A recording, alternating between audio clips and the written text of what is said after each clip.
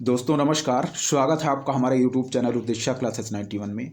दोस्तों हम लोग जो यूपी पीसीएस पूर्व वर्षों की प्रश्नों की श्रृंखला देख रहे थे, उसके तहत हम लोगों ने दोस्तों 2021, 22 और 23 के प्रश्नों को ऑलरेडी कवर कर लिया है। ठीक है, अब जो हम देख रहे थे इस वीडियो में वह देख रहे थे यूपी पीसीएस प्रारंभिक परीक्षा 2020 के प्रश्नों को। ठीक है, जिसमें दोस्तों हम लोगों ने लगभग 43 नंबर प्रश्न तक ऑलरेडी कवर कर लिया है, जिससे संबंधित वीडियोस हमारे चैनल पर ऑलरेडी अपलोडेड की जा चुकी हैं। अब हम देखेंगे दोस्तों 43 नंबर प्रश्न से आगे के प्रश्नों को। ठीक है, सारे प्रश्न इंपॉर्टेंट हैं, ध्यानपूर्वक देखते चलिए। आगामी जो परीक्षा लगी हुई है उसके दृष्टि से ये सारे पूर्व वर्षों के प्रश्न बहुत ही महत्वपूर्ण साबित होंगे। ठीक है दोस्तों, ध्यानपूर्वक देखते चलिए। हम 44 नंबर प्रश्न से स्टार्ट करेंगे और हमारा टॉपिक है पर्यावरण एवं पारिस्थितिकी। ठीक है, ध्यानपूर्वक देखते चलिए। 44 नंबर प्रश्न देखें क्या कह रहा है।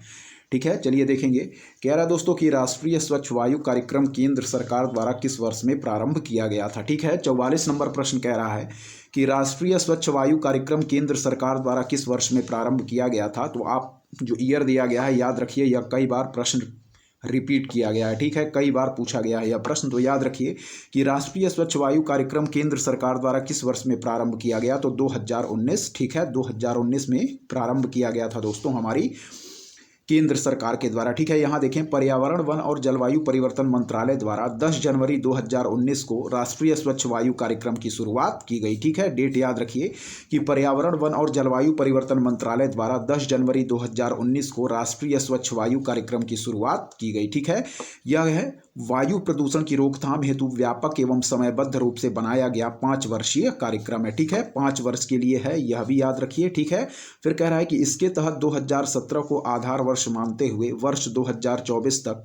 वायु में मौजूद PM 2.5 यानी कि पार्टिकुलेट मैटर 2.5 और पार्टिकुलेट मैटर 10 पार्टिकल्स को 20 से 30% तक कम करने का अनुमानित राष्ट्रीय लक्ष्य रखा गया है। ठीक है, एक बार और देखेंगे। यहाँ देखें कि पर्यावरण वन और जलवायु परिवर्तन मंत्रालय द्वारा 10 जनवरी 2019 को राष्ट्रीय स्वच्छ वायु कार्यक्रम की शुरुआत की गई। ठीक है, कह रहा है कि यह वायु प्रदूषण की रोकथाम हेतु व्यापक एवं समयबद्ध रूप से बनाया गया 5 वर्षीय कार्यक्रम है। ठीक है, इसके तहत 2017 को आधार वर्ष मानते हुए वर्ष 2024 तक वायु में मौजूद PM 2.5 और PM 10 पार्टिकल्स को 20% से 30% तक कम करने का अनुमानित राष्ट्रीय लक्ष्य रखा गया है। यहाँ पे विकल्प है हमारा सी, ऑप्शन डी सही होगा। 2019 में राष्ट्रीय स्वच्छ वायु कार्यक्रम केंद्र सरकार द्वारा प्रारंभ किया गया था। ठीक है, चलिए आगे बढ़ेंगे।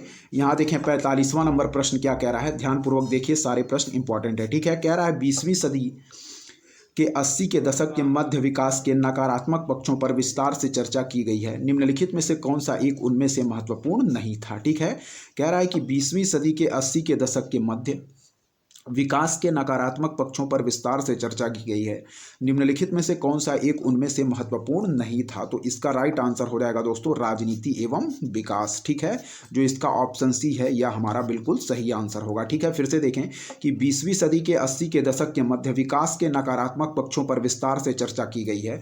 निम्नलिखित में से कौन सा एक उनमें से महत्वपूर्ण नहीं था। तो याद रखिए दोस्तों राजनीति एवं विकास। जबकि प्राकृतिक संसाधनों का क्षरण, पर्यावरण प्रदूषण, जन सामान्य का विस्थापन एवं पुनर्वास यह हमारा था। जबकि राजनीति एवं विकास दोस्तों जो हमारा 20वीं सदी के 80 के दशक के मध्य विकास के नकारात्मक पक्षों पर विस्तार से चर्चा की गई है, उनमें नहीं था हमारा राजनीति एवं विकास। ठीक है, जबकि प्राकृतिक संसाधनों का क्षरण, पर्यावरण प्रदूषण एवं जन सामान्य का विस्थापन एवं पुनर्वास था। ठीक है, तो याद रखिएगा राजनीति एवं विकास नहीं था। चलिए दोस्तों अब हम आगे बढ़ेंगे, ध्यानपूर्वक देखते चलें। चलिए, कह रहा है कि वर्ष 1987 में संयुक्त राष्ट्र में पर्यावरण से संबंधित एक प्रतिवेदन की प्रस्तुति के उपरांत धारणीय विकास यानी कि सस्टेनेबल डेवलपमेंट पर चर्चा आरंभ हुई। वह प्रतिवेदन था, तो याद रखिए दोस्तों आवर कॉमन फ्यूचर। ठीक है, याद रखिएगा, कई बार पूछा गया, पूर्व वर्ष की परीक्षाओं में भी यह प्रश्न पूछा गया है। ठीक है, कि वर्ष 1987 में संयुक्त राष्ट्र में पर्यावरण से संबंधित एक प्रतिवेदन की प्रस्तुति के उपरांत धारणीय विकास यानी कि सस्टेनेबल डेवलपमेंट पर चर्चा आरंभ हुई। वह प्रतिवेदन था, तो याद रखिए दोस्तों आवर कॉमन फ्यूचर। ठीक है, इस पॉइंट को याद रखिएगा। फिर से देखेंगे कि वर्ष 1987 में संयुक्त राष्ट्र में पर्यावरण से संबंधित एक प्रतिवेदन की प्रस्तुति के उपरांत धारणीय विकास यानी कि सस्टेनेबल डेवलपमेंट पर चर्चा आरंभ हुई। वह प्रतिवेदन था, तो याद रखिए दोस्तों आवर कॉमन फ्यूचर। ठीक है, जिसे हम लोग दोस्तों किस नाम से, यहां देख लें एक बार डिटेल कि सतत विकास संकल्पना का वास्तविक विकास वर्ष डेट भी याद रखें 1987 में हमारा साझा भविष्य यानी कि आवर कॉमन फ्यूचर, ठीक है, नामक रिपोर्ट जिसे द ब्रटलैंड रिपोर्ट के नाम से भी जाना जाता है, यह भी याद रखें, द ब्रटलैंड रिपोर्ट के नाम से हम लोग जानते हैं दोस्तों सतत विकास संकल्पना का वास्तविक विकास वर्ष 1987 में जो हमारा साझा भविष्य नामक रिपोर्ट हुई थी, इससे हम लोग द ब्रटलैंड रिपोर्ट के नाम से भी जानते हैं, ठीक है। तो जो हमारा साझा भविष्य नामक रिपोर्ट है इसको हम लोग द ब्रटलैंड रिपोर्ट के नाम से भी जानते हैं, ठीक है। इसके आने के बाद हुआ एवं तभी से इस शब्द का व्यापक रूप से प्रयोग किया जाने लगा। जो हमारा सस्टेनेबल डेवलपमेंट शब्द है इसका हम लोगों ने व्यापक समय से कब से प्रयोग स्टार्ट किया, तो वह है दोस्तों वर्ष 1987 से हम लोगों ने जो हमारा शब्द है सस्टेनेबल डेवलपमेंट इसका व्यापक प्रयोग करना हम लोगों ने शुरू कर दिया, ठीक है। याद रखिए डेट भी वर्ष 1987, ठीक है। और क्या था जो हमारी रिपोर्ट थी उसका नाम था हमारा साझा भविष्य, जिसको हम लोग दोस्तों ब्रटलैंड रिपोर्ट के नाम से भी जानते हैं, ठीक है। हमारा साझा भविष्य रिपोर्ट का नाम था, ठीक है, और जिसको हम लोग ब्रटलैंड रिपोर्ट के नाम से भी जानते हैं। और 1987 के बाद से ही दोस्तों हम लोगों ने जो हमारा सस्टेनेबल डेवलपमेंट शब्द है इसका व्यापक प्रयोग करना शुरू कर दिया था, ठीक है। तो इस पॉइंट को भी याद रखिएगा, आवर कॉमन फ्यूचर, ठीक है। हमारा जो 46 का आंसर होगा वह ऑप्शन बी होगा। ध्यानपूर्वक देखते चलें, सारे प्रश्न हमारी परीक्षा की दृष्टि से इंपॉर्टेंट साबित होंगे दोस्तों, ठीक है।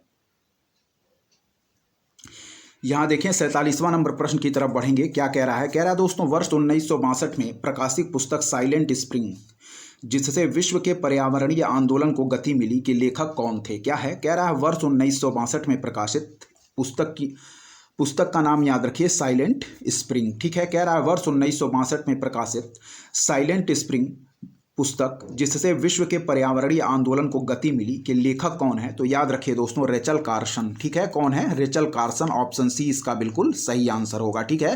कह रहा है कि वर्ष 1962 में प्रकाशित पुस्तक साइलेंट स्प्रिंग जिससे विश्व के पर्यावरणीय आंदोलन को गति मिली के लेखक कौन थे? तो याद रखिए दोस्तों रेचल कार्सन, ठीक है।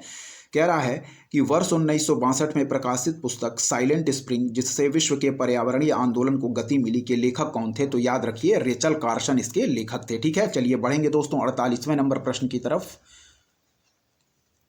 चलिए देखें, कह रहा है निम्नलिखित में से कौन सा एक वन्य प्राणियों के विलुप्तीकरण का प्रमुख कारण नहीं है? ठीक है, कह रहा है निम्नलिखित में से कौन सा एक वन्य प्राणियों के विलुप्तीकरण का प्रमुख कारण नहीं है? तो याद रखिए दोस्तों जनसंख्या की तीव्र वृद्धि। ठीक है, क्या है? जनसंख्या की तीव्र वृद्धि। जबकि प्राकृतिक आवास का नष्ट होना, जंगलों में आग लगा देना, वन्य प्राणियों का अवैध वाणिज्यिक व्यापार, यह सब दोस्तों हमारे वन्य प्राणियों के विलुप्तीकरण के प्रमुख कारण है। ठीक है, जबकि जनसंख्या की तीव्र वृद्धि या हमारे वन्य प्राणियों के विलुप्तीकरण का प्रमुख कारण नहीं है। ठीक है, तो याद रखिएगा कि प्राकृतिक आवास का नष्ट होना, जंगलों में आग लगा देना, वन्य प्राणियों का अवैध वाणिज्यिक व्यापार, यह सभी दोस्तों हमारे वन्य प्राणियों के विलुप्तीकरण के प्रमुख कारण है। जबकि जनसंख्या की तीव्र वृद्धि हमारी वन्य प्राणियों के विलुप्तीकरण का प्रमुख कारण नहीं है। तो ऑप्शन डी हम बिल्कुल इसका सही आंसर मार्क करेंगे। ठीक है, 49वें नंबर प्रश्न को देखें।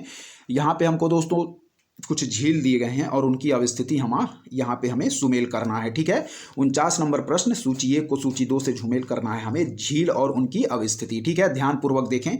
चलिए दोस्तों सुमेल करेंगे। यदि हम बात करें दोस्तों साला झील की, ठीक है,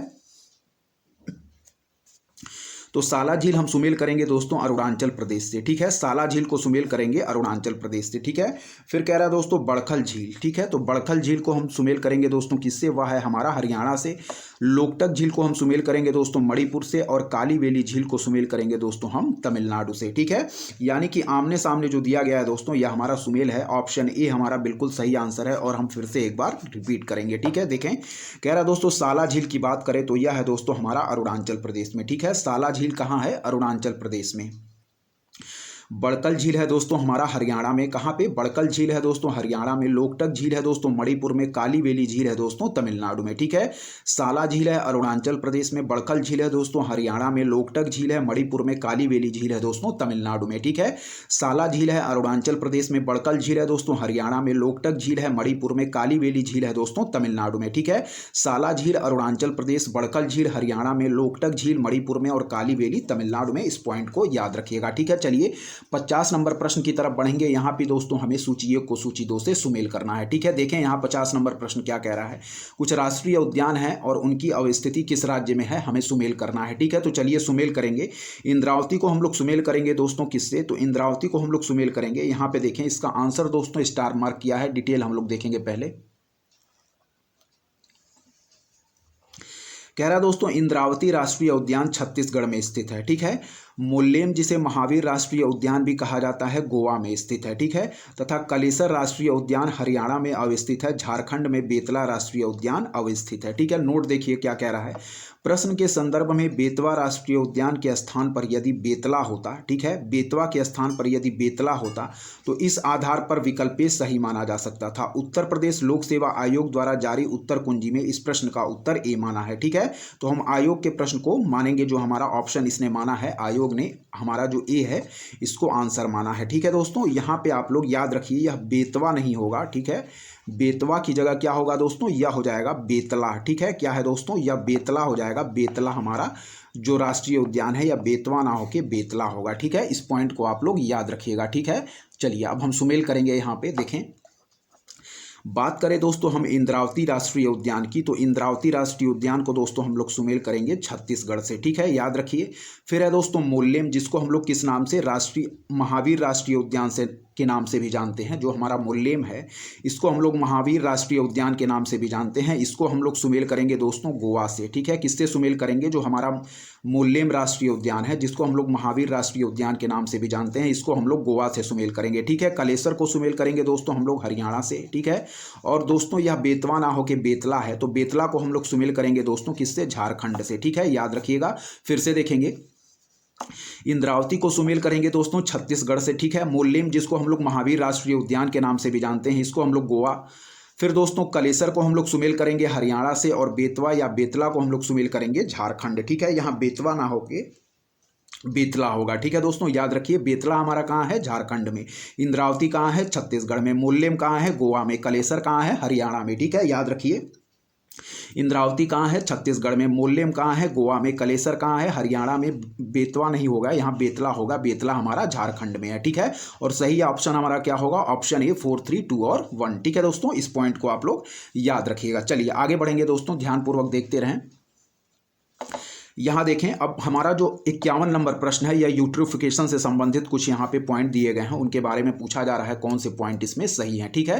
कह रहा दोस्तों सुपोषण, जिसे हम लोग यूट्रिफिकेशन भी कहते हैं, के संबंध में निम्नलिखित में से कौन से कथन सही हैं, ठीक है। कह रहा है यह जल में घुलित ऑक्सीजन को क्या कर देता है दोस्तों, यानी कि बीओडी जिसको हम लोग बायोलॉजिकल ऑक्सीजन डिमांड के नाम से भी जानते हैं, उसको क्या कर देता है दोस्तों, यह कम कर देता है, ठीक है। यह जल में घुलित ऑक्सीजन को कम करता है, यह पॉइंट याद रखिएगा, ठीक है।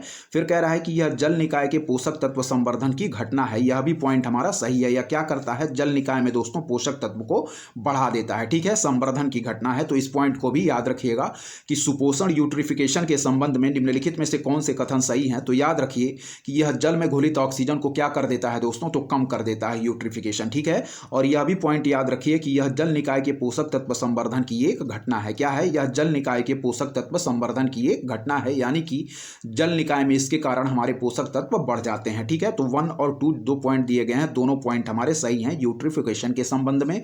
और सही आंसर हम यहाँ पे बिल्कुल मार्क करेंगे दोस्तों, वह है हमारा 1 तथा 2 दोनों सही हैं, ठीक है, यानी कि ऑप्शन सी हमारा सही है, ठीक है। अब हम बढ़ेंगे दोस्तों 52 नंबर प्रश्न की तरफ। यहाँ बढ़ें, देखें क्या कह रहा है हमारा 52 नंबर प्रश्न।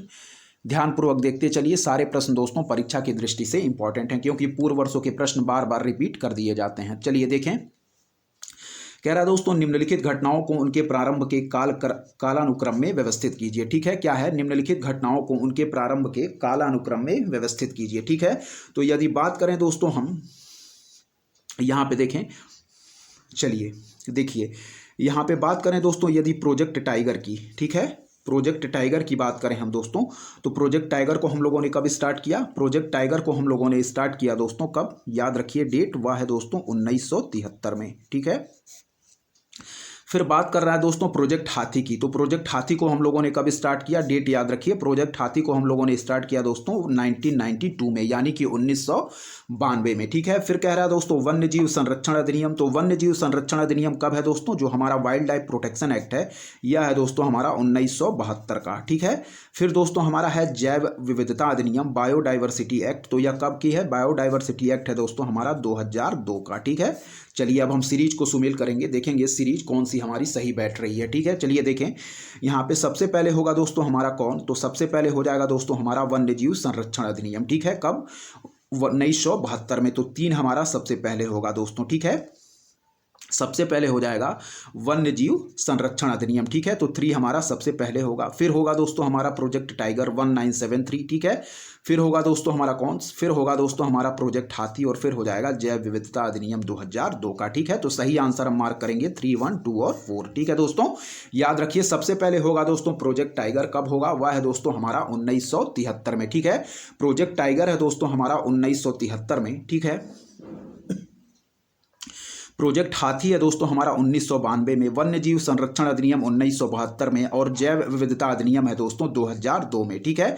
तो सबसे पहले हो जाएगा दोस्तों हमारा कौन, वन्य जीव संरक्षण अधिनियम, फिर हो जाएगा प्रोजेक्ट टाइगर, फिर है प्रोजेक्ट हाथी, फिर हो जाएगा दोस्तों जैव विविधता अधिनियम, ठीक है। वन्य जीव संरक्षण अधिनियम कब का है, 1972 का। जैव विविधता अधिनियम है 2002 का। प्रोजेक्ट हाथी 1992 का। प्रोजेक्ट टाइगर 1973 का। तो सबसे पहले हम करेंगे दोस्तों वन्य जीव संरक्षण अधिनियम को रखेंगे, फिर रखेंगे प्रोजेक्ट टाइगर को, फिर प्रोजेक्ट हाथी को, और फिर दोस्तों लास्ट में जैव विविधता अधिनियम को, ठीक है। तो हमारा सही आंसर हो जाएगा दोस्तों ऑप्शन सी, 3, 1, 2 और 4 इसका बिल्कुल सही आंसर हो जाएगा, ठीक है। तो आप लोग याद रखें इस पॉइंट को। चलिए बढ़ेंगे, फिर से एक बार और डेट देख लें।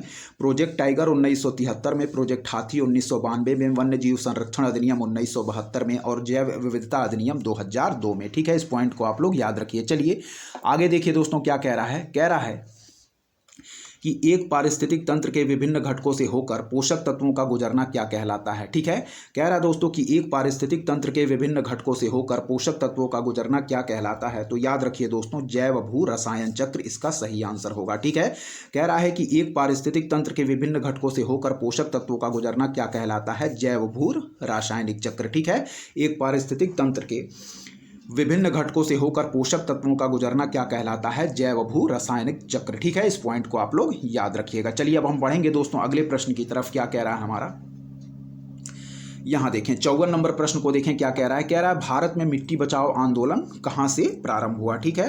कह रहा है दोस्तों भारत में मिट्टी बचाओ आंदोलन कहां से प्रारंभ हुआ, ठीक है। चलिए देखेंगे, यहाँ देखें इसका आंसर यहाँ पे बुक के हिसाब से क्या किया गया है, स्टार मार्क किया गया है, और आयोग ने आंसर माना था ऑप्शन सी को, ठीक है। आयोग ने ऑप्शन सी को आंसर माना था, यानी कि दरभंगा बिहार, ठीक है। कह रहा है कि भारत में मिट्टी बचाओ आंदोलन कहाँ से प्रारंभ हुआ, तो याद रखिए दरभंगा बिहार आयोग ने हमारा उत्तर इसका माना था, और डिटेल हम पढ़ेंगे। चलिए वर्ष 1977 में मध्य प्रदेश के होशंगाबाद शहर में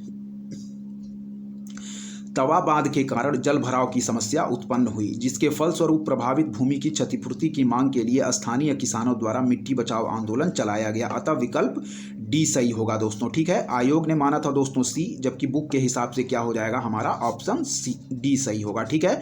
तो आयोग का भी आप लोग ऑप्शन याद रखिएगा, ऑप्शन सी दरभंगा बिहार आयोग ने माना था, जबकि दोस्तों यदि बुक के हिसाब से देखा जाए तो इसका आंसर क्या हो जाएगा, होशंगाबाद मध्य प्रदेश, ठीक है। यहाँ डिटेल देख लेंगे। वर्ष 1977 में मध्य प्रदेश के होशंगाबाद शहर में तवा बांध के कारण जल भराव की समस्या उत्पन्न हुई, जिसके फलस्वरूप प्रभावित भूमि की क्षतिपूर्ति की मांग के लिए स्थानीय किसानों द्वारा मिट्टी बचाओ आंदोलन चलाया गया था, ठीक है। तो इस पॉइंट को आप लोग याद रखिएगा दोस्तों, ठीक। चलिए देखिए अब हम बढ़ेंगे दोस्तों 55 नंबर प्रश्न की तरफ। हमारा क्या कह रहा है, ठीक है। यहाँ देखें, कह रहा है दोस्तों कि हरित गृह प्रभाव यानी कि ग्रीन हाउस इफेक्ट के अभाव में भू सतह का औसत तापमान होगा। क्या है, हरित गृह प्रभाव के अभाव में भू सतह का औसत तापमान होगा। तो याद रखिए दोस्तों -18 डिग्री सेंटीग्रेड, ठीक है। याद रखिएगा इस पॉइंट को। कह रहा है कि हरित गृह प्रभाव यानी कि ग्रीन हाउस इफेक्ट के अभाव में भू सतह का औसत तापमान होगा। तो याद रखिए -18 डिग्री सेंटीग्रेड इसका बिल्कुल सही आंसर होगा, कि हरित गृह प्रभाव के अभाव में भू सतह का औसत तापमान होगा। तो -18 डिग्री सेंटीग्रेड इसका बिल्कुल सही आंसर हो जाएगा, ठीक है। इस पॉइंट को याद रखिएगा। चलिए अगला प्रश्न देखिए। कह रहा है कि समुदायों का पूर्ण क्रम जो क्रमशः एक निश्चित स्थान पर बदलता है कहलाता है दोस्तों क्या, सीयर। ठीक है, इस पॉइंट को याद रखिएगा। कह रहा है दोस्तों कि समुदायों का पूर्ण क्रम जो क्रमशः एक निश्चित स्थान पर बदलता है कहलाता है क्या दोस्तों? सीयर। ठीक है, फिर से देखें, समुदायों का पूर्ण क्रम जो क्रमशः एक निश्चित स्थान पर बदलता है कहलाता है सीयर। ठीक है, समुदायों का पूर्ण क्रम जो क्रमशः एक निश्चित स्थान पर बदलता है कहलाता है दोस्तों क्या? सीयर। ठीक है, इस पॉइंट को याद रखिएगा। ऑप्शन बी इसका बिल्कुल सही आंसर हो जाएगा दोस्तों। ठीक है, हम केवल वही आंसर देखेंगे जो हमारे सही हैं, हम चारों पॉइंटों को एक्सप्लेन नहीं करेंगे दोस्तों। ठीक है, क्योंकि परीक्षाएं पास में हैं, हम दोस्तों जल्दी जल्दी जितने भी सारे प्रश्न हैं उसको कवर करेंगे, हम डिटेल में इसको नहीं देखेंगे। ठीक है, ध्यानपूर्वक आप देखते रहें। सारे प्रश्न हमारी परीक्षा की दृष्टि से मोस्ट इंपॉर्टेंट है। पूर्व वर्षों के प्रश्न बार बार दोस्तों परीक्षाओं में रिपीट किए जाते हैं, इसलिए सारे प्रश्न आप ध्यान। चलिए देखिए, यहाँ पे कह रहा है दोस्तों पोषकीय यानी कि सस्टेनेबल टूरिज्म की बात कर रहा है यहाँ पे। ठीक है, कह रहा है कि पोषकीय यानी कि सस्टेनेबल पर्यटन का मुख्य उद्देश्य क्या है। कह रहा है दोस्तों यहाँ पे पोषकीय यानी कि सस्टेनेबल पर्यटन यानी कि सस्टेनेबल टूरिज्म का मुख्य उद्देश्य क्या है। तो याद रखिए दोस्तों, यहाँ पे ऑप्शन सी इसका बिल्कुल सही आंसर होगा। ठीक है, सांस्कृतिक अखंडता और पारिस्थितिक प्रक्रियाओं को बनाए रखते हुए पर्यटन और पर्यावरण प्रबंध करना। ठीक है, क्या है? सांस्कृतिक अखंडता और पारिस्थितिक प्रक्रियाओं को बनाए रखते हुए पर्यटन और पर्यावरण प्रबंध करना, यह हमारा पोषकीय सस्टेनेबल पर्यटन का मुख्य उद्देश्य है। ठीक है, क्या है कि सांस्कृतिक अखंडता और पारिस्थितिक प्रक्रियाओं को बनाए रखते हुए पर्यटन और पर्यावरण प्रबंध करना, याद रखिएगा, यह हमारा पोषकीय यानी कि सस्टेनेबल पर्यटन कहलाता है। ठीक है, चलिए बढ़ेंगे दोस्तों 58 नंबर प्रश्न की तरफ, देखेंगे क्या कह रहा है यहाँ पे। ध्यानपूर्वक देखिए, कह रहा है कि निम्नलिखित में से कौन सा प्राकृतिक रूप से वायुमंडल में पाई जाने वाली ग्रीन हाउस गैस नहीं है। ठीक है, कह रहा है निम्नलिखित में से कौन सा प्राकृतिक रूप में वायुमंडल में पाई जाने वाली ग्रीन हाउस गैस नहीं है। तो याद रखिए दोस्तों नाइट्रोजन ऑक्साइड। ठीक है, इसका बिल्कुल सही आंसर होगा। ठीक है, फिर देखें, निम्नलिखित में से कौन सा प्राकृतिक रूप में वायुमंडल में पाई जाने वाली ग्रीन हाउस गैस नहीं है। तो याद रखिए दोस्तों नाइट्रोजन ऑक्साइड। ठीक है, निम्नलिखित में से कौन सा प्राकृतिक रूप में वायुमंडल में पाई जाने वाली ग्रीन हाउस गैस नहीं है। तो याद रखिए नाइट्रोजन ऑक्साइड, जबकि कार्बन डाइऑक्साइड, ओजोन और मीथेन हमारी पर्यावरण में यानी कि वायुमंडल में पाई जाती है। ये तीनों ग्रीन हाउस गैसें वायुमंडल में पाई जाती है, जबकि नाइट्रोजन ऑक्साइड हमारी वायुमंडल में नहीं पाई जाती है। ठीक है, चलिए 59 नंबर प्रश्न देखें क्या कह रहा है यहाँ पे। ठीक है, ध्यानपूर्वक देखें। चलिए देखिए, कह रहा है कि सामान्यतः पर्यावरण को निम्नलिखित प्रकार से वर्गीकृत किया जा सकता है। निम्नलिखित में से कौन सा एक इस वर्गीकरण का अंश नहीं है। ठीक है, कह रहा है सामान्यतः पर्यावरण को निम्नलिखित प्रकार से वर्गीकृत किया जा सकता है। निम्नलिखित में से कौन सा एक इस वर्गीकरण का अंश नहीं है। तो वह हो जाएगा दोस्तों हमारा परिचालन पर्यावरण। ठीक है, क्या हो जाएगा? परिचालन पर्यावरण। जबकि दोस्तों यह हमारा जो परिचालन पर्यावरण है यह सामान्यतः पर्यावरण का प्रकार नहीं है, जबकि भौतिक पर्यावरण, जैविकीय पर्यावरण और सांस्कृतिक पर्यावरण यह दोस्तों हमारे क्या हैं? सामान्यतः पर्यावरण के प्रकार हैं। ठीक है, जबकि परिचालन पर्यावरण हमारा पर्यावरण का प्रकार में नहीं आता है। ठीक है, तो कह रहा है कि सामान्यतः पर्यावरण को निम्नलिखित प्रकार से वर्गीकृत किया जा सकता है। निम्नलिखित में से कौन सा एक इस वर्गीकरण का अंश नहीं है। तो याद रखिए दोस्तों परिचालन पर्यावरण। ठीक है, क्या हो जाएगा? सामान्यतः पर्यावरण को निम्नलिखित प्रकार से वर्गीकृत किया जा सकता है। निम्नलिखित में से कौन सा एक इस वर्गीकरण का अंश नहीं है। तो याद रखिए दोस्तों परिचालन पर्यावरण। ठीक है, परिचालन पर्यावरण इसका बिल्कुल सही आंसर हो जाएगा। ठीक है, यह हमारा पर्यावरण का प्रकार नहीं है, जबकि दोस्तों सांस्कृतिक पर्यावरण, भौतिक पर्यावरण और जैविकीय पर्यावरण यह सभी हमारे पर्यावरण के प्रकार हैं। ठीक है, चलिए आगे बढ़ेंगे दोस्तों, हम 60 नंबर प्रश्न की तरफ देखेंगे क्या कह रहा है हमारा। ठीक है, कह रहा है दोस्तों पारिस्थितिकी संक्रमण। ठीक है, क्या है दोस्तों यहाँ पे देखेंगे, ध्यानपूर्वक देखें।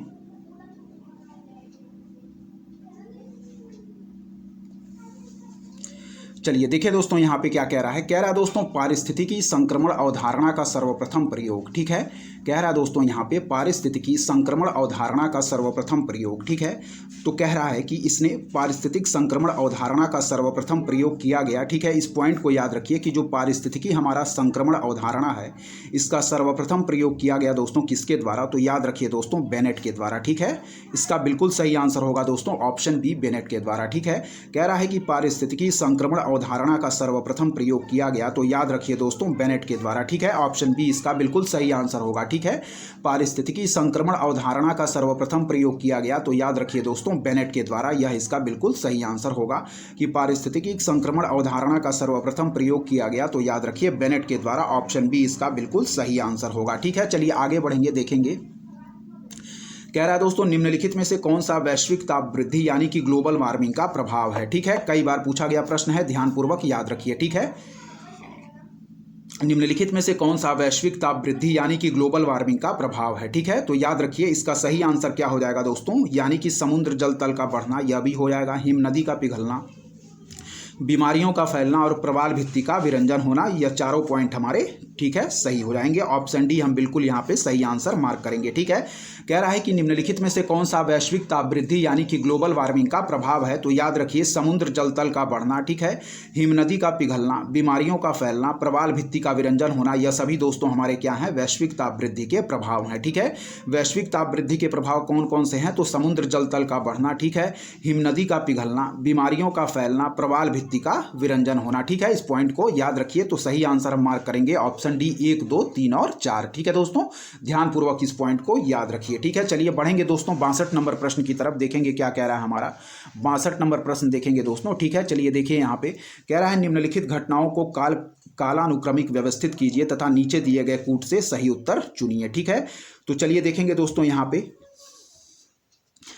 इसका पहले सही आंसर हम मार्क करते हैं, उसके बाद इसको सीरीज को हम देखेंगे। चलिए यहाँ सही आंसर दिया गया है दोस्तों 4, 2, 3 और 1। कह रहा है दोस्तों रियो पृथ्वी शिखर सम्मेलन। ठीक है, रियो पृथ्वी शिखर सम्मेलन। तो रियो पृथ्वी शिखर सम्मेलन कब हुआ था दोस्तों, याद रखिए रियो पृथ्वी शिखर सम्मेलन हमारा हुआ था दोस्तों 1992 में। ठीक है, इसकी डेट हो जाएगी 1992। फिर है दोस्तों ब्रटलैंड आयोग रिपोर्ट का प्रकाशन। ठीक है, ब्रटलैंड आयोग रिपोर्ट का प्रकाशन। तो ब्रटलैंड आयोग रिपोर्ट का प्रकाशन हुआ था दोस्तों कब, यह हुआ था दोस्तों 1987 में, 1987 में। ठीक है, फिर दोस्तों कह रहा है कि मॉन्ट्रियल प्रोटोकॉल का प्रवर्तन। ठीक है, तो मॉन्ट्रियल प्रोटोकॉल का प्रवर्तन कब से होता है, तो दोस्तों यह हमारा होता है प्रवर्तन इसका 1989 में। ठीक है, मॉन्ट्रियल प्रोटोकॉल का प्रवर्तन कब से होता है, 1989 से। फिर दोस्तों कह रहा है कि the limit to growth report का प्रकाशन। तो the limit to growth report का प्रकाशन हुआ था दोस्तों कब, यह हुआ था दोस्तों 1972 में। ठीक है, याद रखिए। अब हम देखेंगे सबसे पहले हो जाएगा दोस्तों हमारा the limit to growth report का प्रकाशन, यानी कि 4 नंबर पहले हो जाएगा। फिर हो जाएगा दोस्तों हमारा क्या, वह होगा दोस्तों हमारा ब्रटलैंड आयोग रिपोर्ट का प्रकाशन, जो कि हुआ था दोस्तों 1987 में। फिर हो जाएगा दोस्तों मॉन्ट्रियल प्रोटोकॉल का प्रवर्तन, जो कि 1989 में हुआ था। फिर हो जाएगा दोस्तों रियो पृथ्वी शिखर सम्मेलन। ठीक है, तो सही सीरीज क्या होगी, 4, 2, 3 और 1 हमारी बिल्कुल सही सीरीज होगी। ठीक है, इसको याद रखिए। पहले हो जाएगा दोस्तों सबसे पहले हो जाएगा दोस्तों हमारा the limit to growth report का प्रकाशन, यानी कि 1972 में। The limit to growth report का प्रकाशन 1972 में। फिर हो जाएगा दोस्तों ब्रटलैंड आयोग रिपोर्ट का प्रकाशन 1987 में, मॉन्ट्रियल प्रोटोकॉल का प्रवर्तन 1989 में, और सबसे लास्ट हो जाएगा रियो पृथ्वी शिखर सम्मेलन 1992 में। ठीक है, सबसे पहले होगा the limit to growth report का प्रकाशन 1972 में। फिर हो जाएगा दोस्तों हमारा ब्रटलैंड आयोग रिपोर्ट का प्रकाशन 1987 में। फिर हो जाएगा मॉन्ट्रियल प्रोटोकॉल का प्रवर्तन 1989 में, और फिर हो जाएगा रियो पृथ्वी शिखर सम्मेलन 1992 में। इस पॉइंट को याद रखिए। ठीक है, फिर से देखेंगे the limit to growth report का प्रकाशन 1972 में। फिर हो जाएगा दोस्तों फिर हो जाएगा दोस्तों हमारा ब्रटलैंड आयोग रिपोर्ट का प्रकाशन 1987 में। फिर हो जाएगा मॉन्ट्रियल प्रोटोकॉल का प्रवर्तन 1989 में, और फिर हो जाएगा रियो पृथ्वी शिखर सम्मेलन 1992 में। ठीक है, सबसे पहले होगा the limit to growth report का प्रकाशन 1972 में। फिर हो जाएगा दोस्तों ब्रटलैंड आयोग रिपोर्ट का प्रकाशन 1987 में। फिर मॉन्ट्रियल प्रोटोकॉल का प्रवर्तन 1989 में। फिर रियो पृथ्वी शिखर सम्मेलन 1992 में। ठीक है, सबसे पहले the limit to growth report का प्रकाशन 1972 में। फिर हो जाएगा दोस्तों हमारा ब्रटलैंड आयोग रिपोर्ट का प्रकाशन 1987 में। फिर हो जाएगा मॉन्ट्रियल प्रोटोकॉल का प्रवर्तन 1989 में, और सबसे लास्ट हो जाएगा रियो पृथ्वी शिखर सम्मेलन 1992 में। ठीक है, तो सही सीरीज क्या हो जाएगी हमारी, 4, 2, 3 और 1 हमारी बिल्कुल सही सीरीज होगी। ठीक है, एक बार और देखें, the limit to growth report का प्रकाशन 1972 में, ब्रटलैंड आयोग रिपोर्ट का प्रकाशन 1987 में, मॉन्ट्रियल प्रोटोकॉल का प्रवर्तन हो जाएगा 1989 में, और सबसे लास्ट हो जाएगा रियो पृथ्वी शिखर सम्मेलन 1992 में। ठीक है, तो सीरीज आप याद रखिए क्या हो जाएगी हमारी 4, 2, 3 और 1। ठीक है, द लिमिट टू ग्रोथ का प्रकाशन 1972, ब्रटलैंड आयोग रिपोर्ट का प्रकाशन 1987, मॉन्ट्रियल प्रोटोकॉल का प्रवर्तन 1989 और रियो पृथ्वी शिखर सम्मेलन 1992। सही सीरीज होगा हमारा 4, 2, 3 और 1। ऑप्शन बी बिल्कुल सही आंसर हो जाएगा। ठीक है, चलिए आगे देखें। कह रहा है दोस्तों कि राष्ट्रीय चंबल अभ्यारण्य निम्नलिखित में से किस राज्य का हिस्सा नहीं है। ठीक है, तो याद रखिए दोस्तों इसका सही आंसर हो जाएगा हरियाणा। ठीक है, कह रहा है कि राष्ट्रीय चंबल अभ्यारण्य निम्नलिखित में से किस राज्य का हिस्सा नहीं है, तो याद रखिए दोस्तों क्या, हरियाणा। जबकि दोस्तों हमारा राष्ट्रीय चंबल अभ्यारण्य उत्तर प्रदेश, मध्य प्रदेश और राजस्थान राज्य का हिस्सा है। ठीक है, तो इस पॉइंट को याद रखिएगा। दोस्तों यदि आपको हमारा कंटेंट पसंद आ रहा है तो हमारे चैनल उद्देश्य क्लासेस 91 को दोस्तों जरूर सब्सक्राइब करें, लाइक करें, अपने दोस्तों के बीच शेयर करें दोस्तों, और ऐसे ही लगातार पढ़ते रहें। ठीक है, हमारे चैनल की तरफ से दोस्तों अच्छा से अच्छा कंटेंट आपको प्रोवाइड करने की कोशिश की जाएगी। ठीक है, चलिए देखते रहें। 63 नंबर प्रश्न देखें, राष्ट्रीय चंबल अभ्यारण्य निम्नलिखित में से किस राज्य का हिस्सा नहीं है? तो याद रखिए दोस्तों हरियाणा, जबकि उत्तर प्रदेश, मध्य प्रदेश और राजस्थान का हिस्सा है हमारा राष्ट्रीय चंबल अभ्यारण्य। ठीक है, चलिए 64 नंबर प्रश्न को देखें।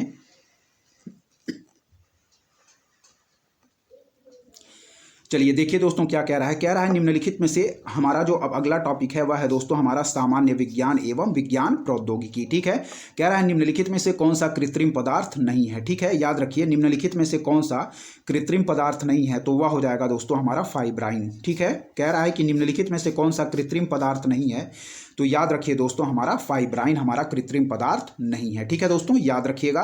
जबकि दोस्तों लेक्सॉन, टेफ्लॉन और नियोप्रीन ये सभी दोस्तों हमारे कृत्रिम पदार्थ हैं। ठीक है, जबकि दोस्तों हमारा फाइब्राइन क्या है दोस्तों, यह कृत्रिम पदार्थ नहीं है। ठीक है, याद रखिएगा फाइब्राइन हमारा बिल्कुल सही आंसर हो जाएगा। कह रहा है दोस्तों कि निम्नलिखित में से किस प्राकृतिक पदार्थ में लौह Fe विद्यमान होता है? क्या है, निम्नलिखित में से किस प्राकृतिक पदार्थ में लौह यानी कि Fe विद्यमान होता है? तो इसका बिल्कुल सही आंसर हो जाएगा दोस्तों मायोग्लोबिन। ठीक है, क्या है, याद रखिएगा कि निम्नलिखित में से किस प्राकृतिक पदार्थ में लौह विद्यमान होता है? तो इसका सही आंसर हो जाएगा दोस्तों मायोग्लोबिन, इसका बिल्कुल सही आंसर हो जाएगा। ठीक है, कह रहा है कि निम्नलिखित में से किस प्राकृतिक पदार्थ में लौह विद्यमान होता है? तो याद रखिएगा दोस्तों मायोग्लोबिन। ठीक है, और मायोग्लोबिन क्या है दोस्तों, एक प्रोटीन है। ठीक है, याद रखिएगा मायोग्लोबिन एक प्रोटीन है जो कशेरुक मांसपेशियों में स्थित होता है। ठीक है, कह रहा है निम्नलिखित में से किस प्राकृतिक पदार्थ में लौह विद्यमान होता है? तो याद रखिए दोस्तों मायोग्लोबिन। ठीक है, चलिए आगे देखेंगे। कह रहा है दोस्तों जीन के भीतर अनुक्रम आधार में परिवर्तन कहलाता है। क्या है, कह रहा है दोस्तों कि जीन के भीतर अनुक्रम आधार में परिवर्तन कहलाता है, तो याद रखिए दोस्तों उत्परिवर्तन। ठीक है, कई बार रिपीटेड प्रश्न है यह, जीन के भीतर अनुक्रम आधार पर परिवर्तन क्या कहलाता है? तो याद रखिए दोस्तों उत्परिवर्तन, इसका बिल्कुल सही आंसर हो जाएगा। ठीक है, याद रखिए जीन के भीतर अनुक्रम आधार में परिवर्तन क्या कहलाता है दोस्तों, वह है हमारा उत्परिवर्तन। ठीक है, इस पॉइंट को याद रखिए। चलिए आगे देखेंगे दोस्तों क्या हमारा अगला प्रश्न कह रहा है। कह रहा है फायर अलार्म में निम्नलिखित में से किसका उपयोग किया जाता है? ठीक है, कह रहा है दोस्तों फायर अलार्म में निम्नलिखित में से किसका उपयोग किया जाता है? तो चलिए इसका पॉइंट देखते हैं क्या दिया गया है, ध्यानपूर्वक सारे प्रश्न देखते चलिए। चलिए कह रहा है दोस्तों फायर अलार्म में निम्नलिखित में से किसका उपयोग किया जाता है? तो याद रखिए ऑप्शन ए फोटो सेल बिल्कुल सही आंसर होगा दोस्तों। क्या है, फोटो सेल हमारा इसका बिल्कुल सही आंसर होगा कि फायर अलार्म में निम्नलिखित में से किसका उपयोग किया जाता है? तो याद रखिए दोस्तों फोटो सेल। ठीक है, फायर अलार्म में निम्नलिखित में से किसका उपयोग किया जाता है? तो याद रखिए ऑप्शन ए फोटो सेल इसका बिल्कुल सही आंसर हो जाएगा। ठीक है, याद रखिएगा फायर अलार्म में निम्नलिखित में से किसका उपयोग किया जाता है? तो ऑप्शन ए हमारा फोटो सेल इसका बिल्कुल राइट आंसर होगा दोस्तों। ठीक है, अब बढ़ेंगे दोस्तों हम 68वें नंबर प्रश्न की तरफ। जितने भी प्रश्न हमारे दिए गए हैं दोस्तों सबको आप लोग ध्यानपूर्वक देखते चलें दोस्तों, क्योंकि आगामी जो परीक्षा लगी हुई है उसमें पूर्व वर्षों के प्रश्न हूबहू रिपीट कर जाते हैं। ठीक है दोस्तों, इसलिए पूर्व वर्षों के प्रश्न हमारी परीक्षा की दृष्टि से मोस्ट इंपॉर्टेंट साबित होते हैं। सारे प्रश्नों को आप हम लोगों ने जितने भी आंसर को देखा उसको ध्यानपूर्वक आप लोग देखते चलें। आगामी परीक्षा जो लगी हुई है उसकी दृष्टि से सारे प्रश्न हमारे बहुत ही महत्वपूर्ण साबित होंगे दोस्तों, क्योंकि पूर्व वर्षों के प्रश्न सभी परीक्षाओं के लिए दोस्तों मोस्ट इंपॉर्टेंट होते हैं, क्योंकि हूबहू प्रश्न रिपीट करते हैं दोस्तों। ठीक है, इसलिए ध्यानपूर्वक देखते चलिए 68 नंबर प्रश्न को देखेंगे। यहाँ पे देखिए ध्यानपूर्वक क्या कह रहा है। कह रहा है दोस्तों कि निम्नलिखित में से कौन सा बहुलक एक थर्मोप्लास्टिक नहीं है? ठीक है, कह रहा है निम्नलिखित में से कौन सा बहुलक एक थर्मोप्लास्टिक नहीं है? तो याद रखिए दोस्तों नियोप्रीन। ठीक है, कह रहा है निम्नलिखित में से कौन सा बहुलक एक थर्मोप्लास्टिक नहीं है? तो याद रखिए दोस्तों नियोप्रीन इसका बिल्कुल सही आंसर होगा। ठीक है, जबकि टेफ्लॉन, पॉलीस्टाइरीन और पॉलीथीन हमारे क्या हैं, यह थर्मोप्लास्टिक हैं, जबकि नियोप्रीन हमारा एक ऐसा बहुलक है जो थर्मोप्लास्टिक नहीं है दोस्तों। ठीक है, कह रहा है निम्नलिखित में से कौन सा बहुलक एक थर्मोप्लास्टिक नहीं है? तो याद रखिए नियोप्रीन इसका बिल्कुल सही आंसर हो जाएगा ऑप्शन बी। ठीक है, ध्यानपूर्वक देखते चलें। चलिए बढ़ेंगे दोस्तों हम 69 नंबर प्रश्न की तरफ, देखेंगे क्या कह रहा है। कह रहा है मानव शरीर में प्रोटीन का पाचन निम्नलिखित में से किस अंग में प्रारंभ होता है? ठीक है, कह रहा है मानव शरीर में प्रोटीन का पाचन निम्नलिखित में से किस अंग में प्रारंभ होता है?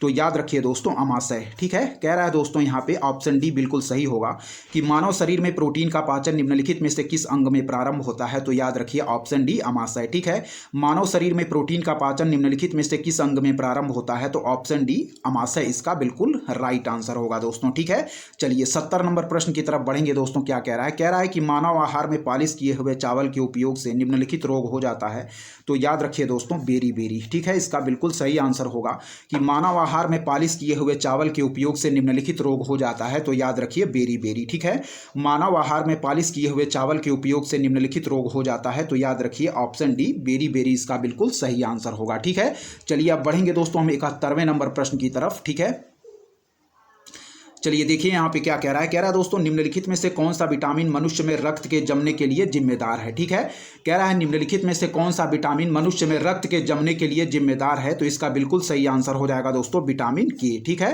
कह रहा है कि निम्नलिखित में से कौन सा विटामिन मनुष्य में रक्त के जमने के लिए जिम्मेदार है, तो याद रखिए दोस्तों हमारा विटामिन के। ठीक है, और इसको हम लोग किसके नाम से जानते हैं, वह है हम जानते हैं दोस्तों इसको किस नाम से, वह है दोस्तों हम इसको नेफ्थोक्विनोन नाम से भी जानते हैं। ठीक है, निम्नलिखित में से कौन सा विटामिन मनुष्य में रक्त के जमने के लिए जिम्मेदार है, तो वह है दोस्तों हमारा विटामिन के। कई बार पूछा गया प्रश्न है, इसको याद रखिएगा। ठीक है, चलिए देखें आगे।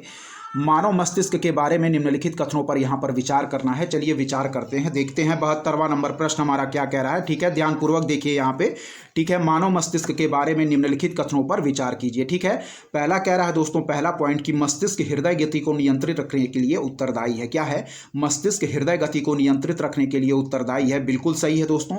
फिर कह रहा है कि यह शरीर के संतुलन के लिए भी उत्तरदायी है, तो दोनों पॉइंट हमारे यहाँ पे सही दिए गए हैं। और सही आंसर क्या मार्क करेंगे हम, वह है दोस्तों हम 1 एवं 2 दोनों सही आंसर मार्क करेंगे, हमारा ऑप्शन सी। ठीक है, मानव मस्तिष्क के बारे में निम्नलिखित कथनों पर विचार कीजिए। पहला है दोस्तों मस्तिष्क हृदय गति को नियंत्रित रखने के लिए उत्तरदायी है। ठीक है, फिर दूसरा कि यह शरीर के संतुलन के लिए उत्तरदायी है। ठीक है, पहला पॉइंट कि मस्तिष्क हृदय गति को नियंत्रित रखने के लिए उत्तरदायी है, और दूसरा कि यह शरीर के संतुलन के लिए उत्तरदायी है। दोनों पॉइंट हमारे सही दिए गए हैं मानव मस्तिष्क से संबंधित। ऑप्शन सी देखें, 1 और 2 दोनों सही है। ठीक है, चलिए आगे बढ़ेंगे दोस्तों। क्या कह रहा है निम्नलिखित में से कौन सा पदार्थ वृक्ष से प्राप्त किया जाता है। ठीक है, कह रहा है कि निम्नलिखित में से कौन सा पदार्थ वृक्ष से प्राप्त किया जाता है, तो याद रखिए दोस्तों हींग हमारा। ठीक है, कह रहा है निम्नलिखित में से कौन सा पदार्थ वृक्ष से प्राप्त किया जाता है, तो याद रखिए दोस्तों हींग। ठीक है, निम्नलिखित में से कौन सा पदार्थ वृक्ष से प्राप्त किया जाता है, तो ऑप्शन ए हींग इसका बिल्कुल सही आंसर हो जाएगा दोस्तों। ठीक है, हींग हमारा पदार्थ वृक्ष से प्राप्त किया जाता है, इस पॉइंट को याद रखिए। ठीक है, चलिए आगे कथन और कारण के प्रश्न है, देखेंगे दोस्तों क्या कह रहा है दोस्तों हमारा कथन कि सुक्रोज की अपेक्षा प्रतीप शर्करा अधिक मधुर होती है। ठीक है, कह रहा है सुक्रोज की अपेक्षा प्रतीप शर्करा अधिक मधुर होती है। ठीक है, फिर कह रहा है कि प्रतीप शर्करा को सुक्रोज के जल अपघटन से प्राप्त किया जाता है। ठीक है, कह रहा है दोस्तों कि सुक्रोज की अपेक्षा प्रतीप शर्करा अधिक मधुर होती है। ठीक है, फिर कह रहा है दोस्तों कि प्रतीप शर्करा को सुक्रोज के जल अपघटन से प्राप्त होता है। कारण हमारा कह रहा है इसका सही आंसर होगा दोस्तों क्या है कि ए और आर दोनों अलग अलग सही हैं दोस्तों, लेकिन हमारा कारण जो है वह कथन की व्याख्या नहीं करता है। दोनों पॉइंट सही हैं लेकिन कारण कथन की व्याख्या नहीं करता है। यहाँ देखें, कह रहा है दोस्तों कि सुक्रोज की अपेक्षा प्रतीप शर्करा अधिक मधुर होती है, बिल्कुल सही है। फिर कह रहा है कि प्रतीप शर्करा को सुक्रोज के जल अपघटन से प्राप्त किया जाता है, यह भी पॉइंट हमारा सही है। तो कथन और कारण दोनों सही है लेकिन कारण कथन की सही व्याख्या नहीं करता है। ठीक है, तो इस पॉइंट को याद रखिएगा। चलिए इसका आंसर देखेंगे क्या दिया गया है, ध्यानपूर्वक देखें यहाँ पे। चलिए देखिए यहाँ पे क्या दिया गया है दोस्तों। ठीक है, इसका सही आंसर हम मार्क करेंगे ऑप्शन बी, यानी कि ए और आर दोनों सही हैं परंतु आर ए की सही व्याख्या नहीं है। ठीक है, तो इस पॉइंट को भी आप लोग याद रखिए। चलिए 75 नंबर प्रश्न देखें दोस्तों क्या कह रहा है यहाँ पे। ठीक है, चलिए देखेंगे। कह रहा दोस्तों यहाँ धातु और उनके गुणधर्म को हमको सुमेल करना है। चलिए सुमेल करते हैं। सोडियम, तो सोडियम को याद रखिए दोस्तों चाकू से आसानी से काटा जा सकता है। ठीक है, सोडियम को क्या हम सुमेल करेंगे कि चाकू से आसानी से काटा जा सकता है। ठीक है दोस्तों, फिर हम करेंगे दोस्तों पारा को, तो पारा को हम लोग सुमेल करेंगे दोस्तों कि कमरे के ताप पर क्या है, द्रव है। ठीक है, पारा क्या है, कमरे के ताप पर एक द्रव है। फिर दोस्तों हम चांदी को किससे सुमेल करेंगे, तो चांदी को हम लोग सुमेल करेंगे दोस्तों यह विद्युत का एक अच्छा क्या है, सुचालक है। ठीक है, फिर दोस्तों जो है हमारा सीसा और लेड, यह दोस्तों हो जाएगा उष्मा का कुचालक। सीसा या लेड क्या है दोस्तों, उष्मा का कुचालक है। और सही ऑप्शन हम मार्क करेंगे दोस्तों ऑप्शन सी। ठीक है, याद रखिए कि हमारा सोडियम क्या है दोस्तों, इसको चाकू से आसानी से काटा जा सकता है, 4 से सुमेल करेंगे। पारा दोस्तों कमरे के ताप पर द्रव होता है। चांदी विद्युत का अच्छा सुचालक है और सीसा या लेड दोस्तों उष्मा का कुचालक है। ठीक है, इस पॉइंट को याद रखिए। चलिए फिर देखेंगे, सोडियम हमारा चाकू से आसानी से काटा जा सकता है। पारा दोस्तों कमरे के ताप पर द्रव है। चांदी दोस्तों विद्युत का अच्छा सुचालक है। सीसा और लेड उष्मा का दोस्तों कुचालक है। ठीक है, फिर देखिए, सोडियम दोस्तों चाकू से आसानी से काटा जा सकता है। पारा कमरे के ताप पर द्रव है। चांदी विद्युत का अच्छा सुचालक है। सीसा या लेड उष्मा का दोस्तों क्या है, कुचालक है। इस पॉइंट को दोस्तों आप लोग याद रखिएगा। ठीक है, क्या है, सोडियम चाकू से आसानी से काटा जा सकता है। पारा दोस्तों कमरे के ताप पर द्रव है। चांदी विद्युत का अच्छा सुचालक है और सीसा या लेड उष्मा का कुचालक है। और सही आंसर ऑप्शन सी हम मार्क करेंगे। ठीक है, फिर दोस्तों अगला भी प्रश्न हमें सुमेल वाला दिया गया है। ठीक है, यहाँ पे 76 नंबर प्रश्न देखें, पदार्थ और उनके अनुप्रयोग से हमको सुमेल करना है। ठीक है दोस्तों, तो चलिए हम सीधे इसका आंसर देखते हैं दोस्तों, क्या दिया गया है यहाँ पे देखें। ठीक है, इसका सही आंसर दोस्तों हम मार्क करेंगे ऑप्शन सी। ठीक है, इसका सही आंसर ऑप्शन सी हम मार्क करेंगे और डायरेक्ट हम देखेंगे इसकी व्याख्या। ठीक है, यहां देखें दोस्तों, नीला तोता की बात करें तो नीला तोता का हम अनुप्रयोग करते हैं दोस्तों कवकनाशी के रूप में। ठीक है, नीला तोता का हम उपयोग करते हैं दोस्तों किसके रूप में, कवकनाशी के रूप में। ईओसिन का उपयोग हम करते हैं लाल स्याही के रूप में। ठीक है, ईओसिन का उपयोग करते हैं लाल स्याही के रूप में। सिल्वर आयोडाइड का हम लोग प्रयोग करते हैं दोस्तों कृत्रिम वर्षा के रूप में। ठीक है, और जिंक फास्फाइड का उपयोग करते हैं कृंतकनाशी के रूप में दोस्तों। ठीक है, नीला तोता का उपयोग करेंगे दोस्तों कवकनाशी के रूप में। ठीक है, नीला तोता का उपयोग करेंगे कवकनाशी के रूप में। ईओसिन का उपयोग करेंगे लाल स्याही के रूप में।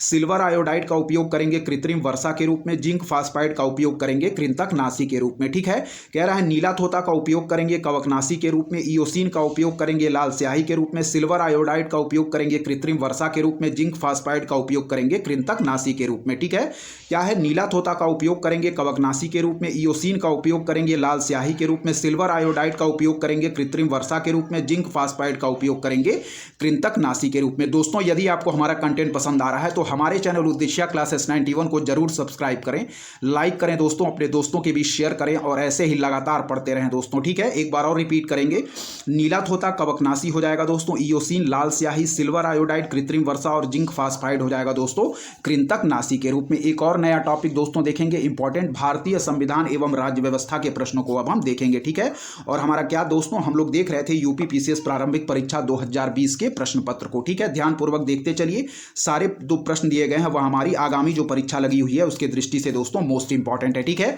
चलिए देखें, भारतीय संविधान के अनुच्छेद 371 इ कह रहा है। ठीक है, कह रहा है भारतीय संविधान के अनुच्छेद 371 इ के अंतर्गत देश के किस क्षेत्र को विशेष स्थिति प्रदान की गई है। तो याद रखें दोस्तों, इसका आंसर हो जाएगा हमारा क्या, हैदराबाद और कर्नाटक। ठीक है, इसका बिल्कुल सही आंसर हो जाएगा यहां पे ऑप्शन बी इसका बिल्कुल सही आंसर हो जाएगा दोस्तों। ठीक है, भारतीय संविधान के अनुच्छेद 371 इ के अंतर्गत देश के किस क्षेत्र को विशेष स्थिति प्रदान की गई है।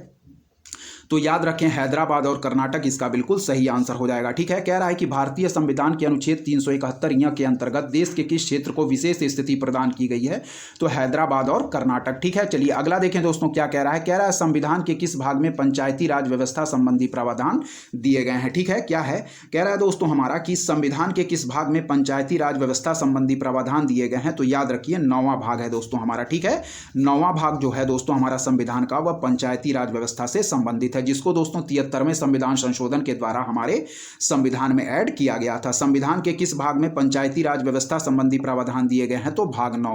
और डीपीएसपी में दोस्तों कौन सा आर्टिकल संबंधित है। तो आर्टिकल 40 हमारा दोस्तों पंचायती राज व्यवस्था से संबंधित है डीपीएसपी में। ठीक है, जबकि हमारा जो संविधान 9 था यह 73वें संविधान संशोधन के द्वारा हमारे संविधान में ऐड किया गया था। ठीक है, और 74वें संविधान संशोधन के द्वारा किसको ऐड किया गया था। तो वह है दोस्तों हमारा भाग 9A यानी कि नगर निगम को। ठीक है, ध्यानपूर्वक याद रखिएगा।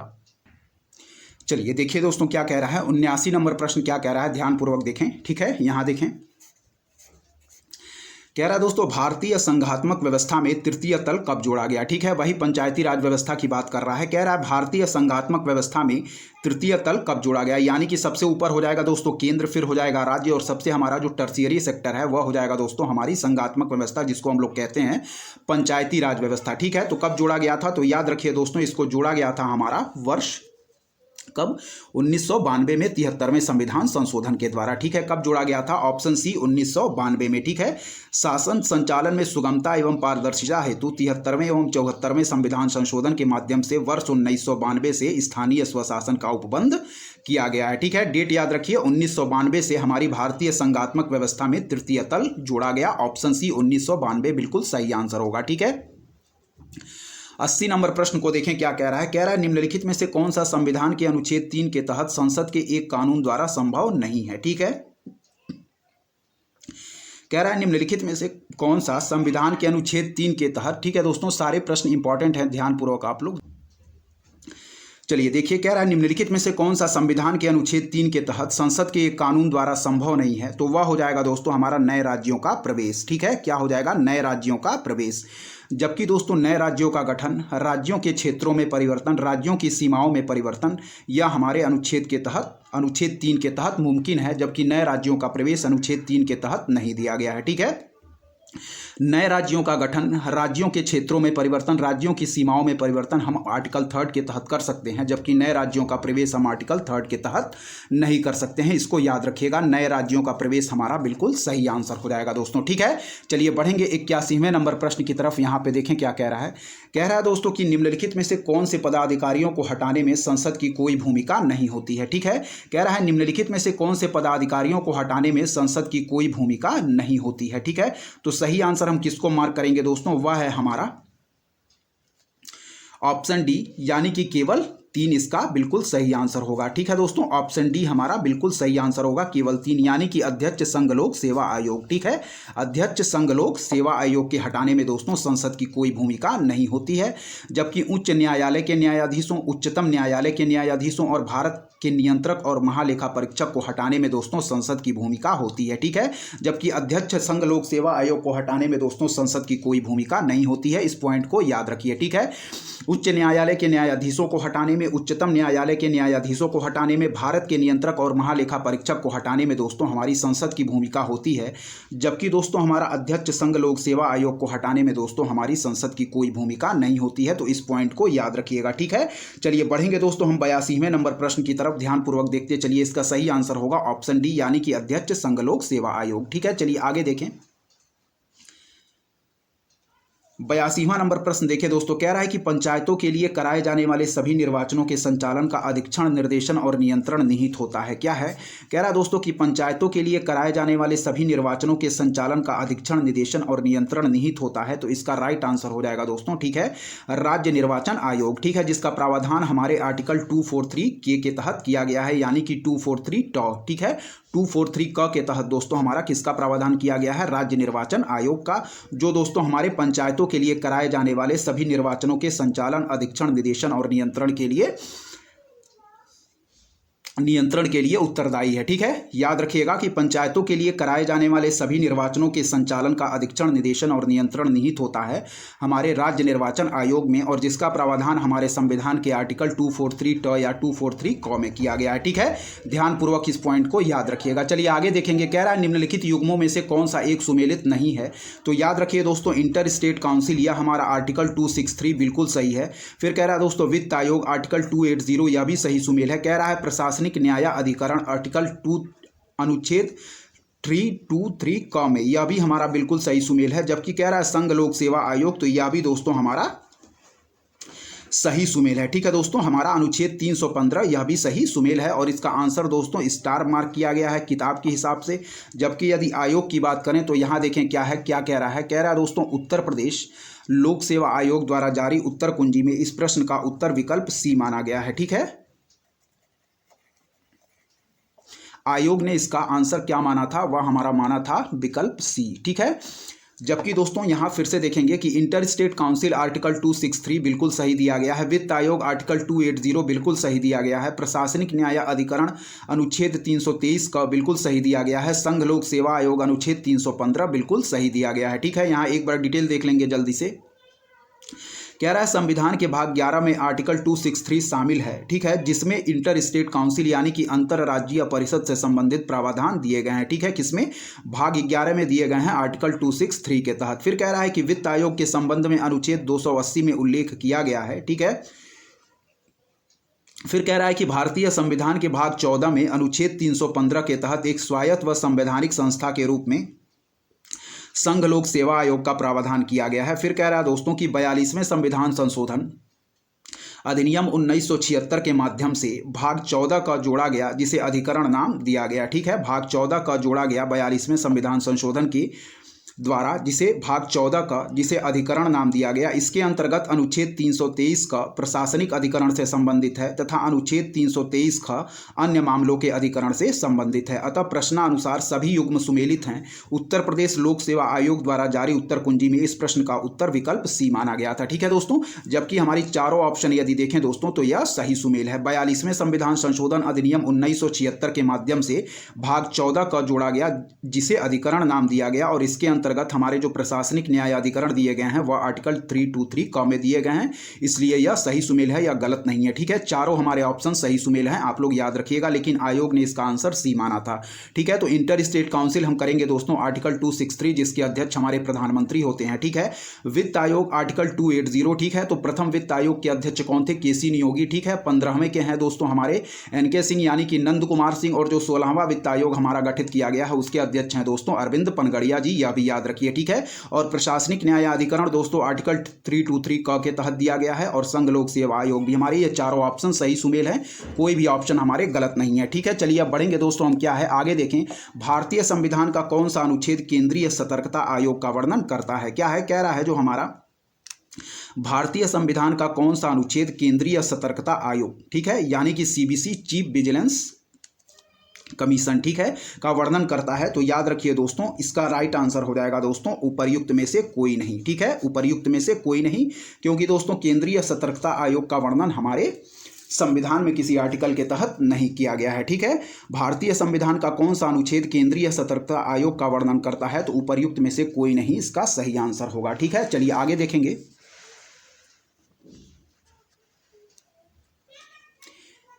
यहां देखें क्या कह रहा है, कह रहा है उच्चतम न्यायालय के निर्णयानुसार केंद्रीय सतर्कता आयोग को केंद्रीय सतर्कता आयोग अध्यादेश 1998, ठीक है, के द्वारा सांविधिक दर्जा दिया गया है। ठीक है, सांविधिक दर्जा दिया गया है। वर्ष 2003 में राष्ट्रपति की मंजूरी के पश्चात यह अधिनियम प्रभाव में आया व वर्ष 2004 में आयोग को नामित एजेंसी के रूप में अधिकृत किया गया। ठीक है, तो यह एक संवैधानिक आयोग ना होकर यह एक सांविधिक निकाय है। ठीक है, इस पॉइंट को आप लोग याद रखिएगा। ठीक है, चलिए 85वें नंबर प्रश्न को देखेंगे। कह रहा दोस्तों कि राष्ट्रीय महिला आयोग के निम्नलिखित अध्यक्षों पर विचार कीजिए और इनकी नियुक्ति का सही कालानुक्रम नीचे दिए गए कूट से चुनिए। ठीक है दोस्तों, तो याद रखिए इसका सही आंसर क्या हो जाएगा, 1, 4, 3 और 2। ठीक है, 1, 4, 3 और 2 इसका बिल्कुल सही आंसर होगा। ठीक है, चलिए हम डेट डालते हैं दोस्तों। ठीक है, यदि बात करें दोस्तों जयंती पटनायक की, ठीक है, तो यह हमारी पहली महिला आयोग की अध्यक्ष थी। कब थी दोस्तों? यह थी दोस्तों हमारी 1992 में। ठीक है, कब थी? 1992 में हमारी पहली थी जयंती पटनायक। पहला आयोग गठित हुआ था 1992 में। फिर दोस्तों कह रहा है ममता शर्मा, तो ममता शर्मा हमारी छठी आयोग की अध्यक्ष थी और इनका डेट हो जाएगा दोस्तों ममता शर्मा का 2011। ठीक है, फिर है दोस्तों हमारा डॉक्टर गिरिजा व्यास। ठीक है, तो डॉक्टर गिरिजा व्यास थी दोस्तों। ठीक है, यह हो जाएंगी हमारी 5वीं आयोग और इनका डेट था दोस्तों कब? तो इनका डेट था हमारा 2005। ठीक है, फिर दोस्तों हो जाएगा हमारा डॉक्टर पूर्णिमा आडवाणी। डॉक्टर पूर्णिमा आडवाणी थी दोस्तों हमारी चौथी आयोग की अध्यक्ष थी और इनका डेट हो जाएगा दोस्तों 2000 कब? 2002 हो जाएगा। ठीक है, फिर से देख लेंगे। जयंती पटनायक हमारी पहली थी महिला आयोग की अध्यक्ष, तो इनका डेट था 1992। ममता शर्मा थी दोस्तों हमारी छठवीं आयोग की अध्यक्ष, तो इनका डेट है 2011। फिर डॉक्टर गिरिजा व्यास थी दोस्तों हमारी कब? डॉक्टर गिरिजा व्यास थी 5वीं आयोग की अध्यक्ष, तो इनका डेट है 2005। और डॉक्टर पूर्णिमा आडवाणी थी दोस्तों हमारी, यह थी चौथी आयोग की अध्यक्ष, तो इनका डेट था 2002। चलिए अब सुमेल करेंगे। सबसे पहले कौन हो जाएगा दोस्तों? सबसे पहले हो जाएगा दोस्तों हमारा जयंती पटनायक 1992। ठीक है, फिर हो जाएगा दोस्तों कौन? फिर हो जाएगा हमारा डॉक्टर पूर्णिमा आडवाणी यानी कि 2002। ठीक है, फिर हो जाएगा दोस्तों कौन? फिर हो जाएगा हमारा गिरिजा व्यास 2005 और सबसे लास्ट में हो जाएगा दोस्तों ममता शर्मा 2001। ठीक है, याद रखिएगा इस पॉइंट को। तो सही आंसर हम मार्क करेंगे दोस्तों 1, 4, 3 और 2। ठीक है, सबसे पहले हो जाएगा दोस्तों जयंती पटनायक। ठीक है, फिर हो जाएगा दोस्तों हमारा डॉक्टर पूर्णिमा आडवाणी, फिर हो जाएगा डॉक्टर गिरिजा व्यास और सबसे लास्ट हो जाएगा ममता शर्मा। ठीक है, सबसे पहले जयंती पटनायक हो जाएंगी, फिर हो जाएंगे डॉक्टर पूर्णिमा आडवाणी, फिर हो जाएगा डॉक्टर गिरिजा व्यास और सबसे लास्ट हो जाएगा दोस्तों ममता शर्मा। ठीक है, इस पॉइंट को याद रखिएगा। 1, 4, 3 और 2 हमारा सही सीरीज होगा। चलिए दोस्तों आगे बढ़ेंगे। 86वें नंबर प्रश्न को देखें। कह रहा है दोस्तों निम्नलिखित में से कौन सा सुमेलित नहीं है? ठीक है, मूल कर्तव्य कह रहा है दोस्तों भाग 4 क, ठीक है। मूल कर्तव्य कह रहा है दोस्तों भाग 4 क, बिल्कुल सही सुमेल है दोस्तों। फिर कह रहा है दोस्तों राज्य, ठीक है, तो राज्य का कह रहा है दोस्तों भाग 6, ठीक है, तो राज्य हमारा भाग 6 में दिया गया है, यह भी हमारा सही सुमेल है। कह रहा है भारत का महान्यायवादी, क्या कह रहा है, भारत का महान्यायवादी, यह कह रहा है दोस्तों भाग 18 में, ठीक है। भारत का महान्यायवादी क्या कह रहा है दोस्तों, यह भारत का महान्यायवादी कह रहा है दोस्तों भाग 18। जबकि दोस्तों फिर कह रहा है कि हमारा संघ और राज्यों के अधीन सेवाएं, यह कह रहा है दोस्तों क्या, संघ और राज्यों के अधीन सेवाएं, यह भाग 14 बिल्कुल सही है दोस्तों, ठीक है। संघ और राज्यों के अधीन सेवाएं दोस्तों कह रहा है भाग 14, ठीक है। यह कह रहा है भारत का महान्यायवादी दोस्तों भाग 13 में, ठीक है। भारत का महान्यायवादी कह रहा है भाग 13 में, यह हमारा गलत सुमेल है, ठीक है। जबकि मूल कर्तव्य दोस्तों भाग 4 है, बिल्कुल सही सुमेल है। राज्य हमारा भाग 6 में, बिल्कुल सही सुमेल है। संघ और राज्यों के अधीन सेवाएं भाग 14 बिल्कुल सही सुमेल है। जबकि भाग 13 कह रहा है भारत का महान्यायवादी, यह हमारा गलत सुमेल है दोस्तों, ठीक है। संविधान के भाग 5 में दोस्तों हमारा भारत का महान्यायवादी का प्रावधान किया गया है। यह भाग 5 ना होकर क्या हो जाएगा दोस्तों, यह भाग 13 ना होकर दोस्तों क्या होगा, हमारा भाग 5 में दिया गया है, ठीक है। पार्ट 5 में दिया गया है हमारा अटॉर्नी जनरल आर्टिकल 76 के तहत। जबकि मूल कर्तव्य भाग 4 है, बिल्कुल सही सुमेल है। राज्य भाग 6 बिल्कुल सही सुमेल है। संघ और राज्यों के अधीन सेवाएं भाग 14 बिल्कुल सही सुमेल है दोस्तों, ठीक है। तो ध्यानपूर्वक देखते चलिए, सारे प्रश्न दोस्तों हमारी परीक्षा की दृष्टि से मोस्ट इंपॉर्टेंट है, ठीक है। तो इसमें जो हमारा वो सही सुमेल नहीं है वह हो जाएगा दोस्तों हमारा भारत का महान्यायवादी, ठीक है। यह हमारा सही सुमेल नहीं है। भारत का महान्यायवादी किस आर्टिकल के तहत दिया गया है, यह पार्ट 5 में आर्टिकल 76 के तहत इसका प्रावधान किया गया है, ना कि भाग 13 में। यह हमारा सही सुमेल नहीं है, हमारा भारत का महान। चलिए दोस्तों 87वें नंबर प्रश्न की तरफ बढ़ेंगे दोस्तों। क्या है, ठीक है, कह रहा है कि भारतीय संसद की सबसे बड़ी समिति कौन सी है। क्या है, भारतीय संसद की सबसे बड़ी समिति कौन सी है। तो याद रखिए दोस्तों, हमारी जो भारतीय संसद की सबसे बड़ी समिति है वह है दोस्तों हमारी प्राक्कलन समिति, ठीक है। कौन सी है, प्राक्कलन समिति हमारी दोस्तों बिल्कुल इसका राइट आंसर होगा, ठीक है। इस पॉइंट को याद रखिएगा कि कह रहा है कि स्वतंत्रता के पश्चात पहली बार जॉन मथाई की सिफारिश पर वर्ष 1950 में पहली प्राक्कलन समिति का गठन किया गया था, ठीक है। इस पॉइंट को याद रखिएगा कि स्वतंत्रता के पश्चात पहली बार जॉन मथाई की सिफारिश पर वर्ष 1950 में पहली प्राक्कलन समिति का गठन किया गया था, ठीक है। जिसको हम लोग दोस्तों क्या कहते हैं, अस्थाई मितव्ययिता समिति भी कहते हैं, ठीक है। और इस समिति का अध्यक्ष कौन होता है, तो सत्ताधारी दल का होता है, ठीक है। इस समिति का अध्यक्ष सत्ताधारी दल का होता है। और सबसे मेन पॉइंट जो याद रखिए इस समिति के बारे में, जो कि बार बार पूछा भी जाता है, कि इसके सदस्यों की संख्या 30 होती है। और क्या है, यह भारतीय संसद की सबसे बड़ी समिति है, यह भी याद रखिए, ठीक है। भारतीय संसद की सबसे बड़ी समिति है और इसके सदस्यों की संख्या क्या होती है, टोटल 30 होती है, ठीक है। इसे हम लोग अस्थाई मितव्ययिता समिति भी कहते हैं। और इस समिति का अध्यक्ष सत्ताधारी दल का होता है, ठीक है। और स्वतंत्रता के पश्चात पहली बार जॉन मथाई की सिफारिश पर वर्ष 1950 में पहली प्राक्कलन समिति का गठन किया गया था। तो भारतीय संसद की सबसे बड़ी समिति कौन सी है, तो याद रखिए प्राक्कलन समिति, जिसको हम लोग एस्टीमेट कमेटी भी कहते हैं, ठीक है। चलिए अगला देखिए दोस्तों, भारतीय संविधान के कौन से अनुच्छेद नागरिकता से संबंधित हैं, ठीक है। कह रहा है भारतीय संविधान के कौन से अनुच्छेद नागरिकता से संबंधित हैं। तो याद रखिए दोस्तों आर्टिकल 5 से 11, यानी कि अनुच्छेद 5 से 11 हमारे नागरिकता से संबंधित हैं, ठीक है। इस पॉइंट को याद रखिएगा, अनुच्छेद 5 से 11 हमारे नागरिकता से संबंधित प्रावधान करते हैं, ठीक है। चलिए आगे देखें क्या कह रहा है, कथन और कारण के प्रश्न है, ठीक है। कह रहा है दोस्तों, कथन की भारतीय राजनीतिक व्यवस्था की प्रकृति में निरंतरता एवं परिवर्तन के तत्व मूल रूप में पाए जाते हैं, यानी कि मूर्त रूप में पाए जाते हैं, ठीक है। फिर कह रहा है कि भारतीय राजनीतिक व्यवस्था में निम्नलिखित राजनीतिक कार्यशैलियों जैसे आधुनिक शैली, परंपरागत शैली तथा संत शैली के तत्व समाहित हैं, ठीक है दोस्तों। तो यह भी हमारा सही है। और सही आंसर हम क्या मार्क करेंगे, ए और आर दोनों सही है और आर ए की सही व्याख्या करता है, ठीक है। ऑप्शन ए हम बिल्कुल सही मार्क करेंगे। कह रहा है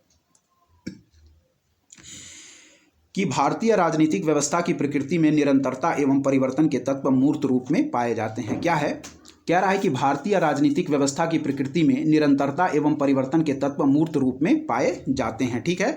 फिर कह रहा है कारण कि भारतीय राजनीतिक व्यवस्था में निम्नलिखित राजनीतिक कार्यशैलियों जैसे आधुनिक शैली, परंपरागत शैली तथा संत शैली के तत्व समाहित होते हैं। तो इस पॉइंट को भी आप लोग याद रखिएगा कि भारतीय राजनीतिक व्यवस्था की प्रकृति में निरंतरता एवं परिवर्तन के तत्व मूर्त रूप में पाए जाते हैं, कथन बिल्कुल सही है। कारण कि भारतीय राजनीतिक व्यवस्था में निम्नलिखित राजनीतिक कार्यशैलियों जैसे आधुनिक शैली, परंपरागत शैली तथा संत शैली के तत्व समाहित हैं। सही आंसर ऑप्शन ए हम मार्क करेंगे। ठीक है, ध्यानपूर्वक इसका आंसर आप लोग याद रखिए। सारे दोस्तों जो प्रश्न दिए गए हैं वह परीक्षा की दृष्टि से मोस्ट इंपॉर्टेंट। चलिए देखिए दोस्तों, कह रहा है कि राज्यों में मुख्यमंत्री सहित मंत्रिपरिषद में मंत्रियों की न्यूनतम संख्या क्या हो सकती है। ठीक है, 90वां नंबर प्रश्न हमारा कह रहा है दोस्तों कि राज्यों में मुख्यमंत्री सहित मंत्रिपरिषद में मंत्रियों की न्यूनतम संख्या क्या हो सकती है। तो याद रखिए दोस्तों 12। ठीक है, याद रखिए 12। कह रहा है कि राज्यों में मुख्यमंत्री सहित मंत्रिपरिषद में मंत्रियों की न्यूनतम संख्या क्या हो सकती है। तो याद रखिएगा दोस्तों 12 इसका बिल्कुल सही आंसर हो जाएगा। ठीक है, राज्यों में मुख्यमंत्री सहित मंत्रिपरिषद में मंत्रियों की न्यूनतम संख्या क्या हो सकती है। तो याद रखिएगा दोस्तों 12। ठीक है, चलिए आगे देखें। कह रहा दोस्तों कि भारत के सर्वोच्च न्यायालय ने संविधान के आधारभूत ढांचे के सिद्धांत को स्पष्ट किया है। तो याद रखिए दोस्तों इसका बिल्कुल सही आंसर हो जाएगा केशवानंद भारतीवाद 1973 में कई बार पूछा गया प्रश्न है। ठीक है, कह रहा दोस्तों क्या कि भारत के सर्वोच्च न्यायालय ने संविधान के आधारभूत ढांचे के सिद्धांत को स्पष्ट किया है। तो इस पॉइंट को याद रखें दोस्तों, हमारा केशवानंद भारतीवाद 1973 में। ठीक है, इस पॉइंट को याद रखिएगा। ठीक है, अगला देखें।